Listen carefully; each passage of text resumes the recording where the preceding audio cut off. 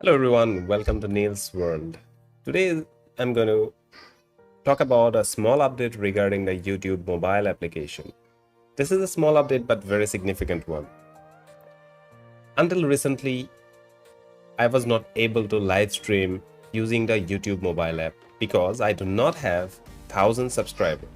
I can live stream using third-party encoders and using services like Restream or StreamYard, or using the webcam using a desktop PC.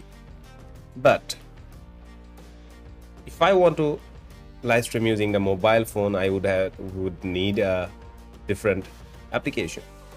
The YouTube mobile app does not let me do it. But YouTube has made some changes and now it allows you to live stream if you only have 50 subscribers. So the subscriber count, minimum subscriber requirement has been changed from 1000 to 50, but there are certain restrictions in the audience. If you have less than 1000 subscribers, you can still go live if you have 50 subscribers at least, but the concurrent audience are limited to 50 or your total number of subscribers plus 50.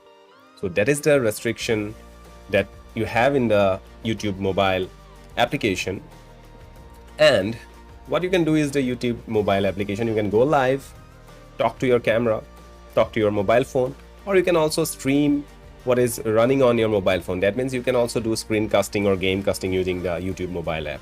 So if you still have very less number of subscribers and you want to go live using the YouTube mobile app, do give it a try now, because the minimum requirement has changed from 1000 to 50.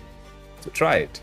And I hope you have liked the information that I provided today. And if so, please hit the like button. And if you like my other videos, go watch my other videos. And if you like them, do consider subscribing to my channel. Keep watching.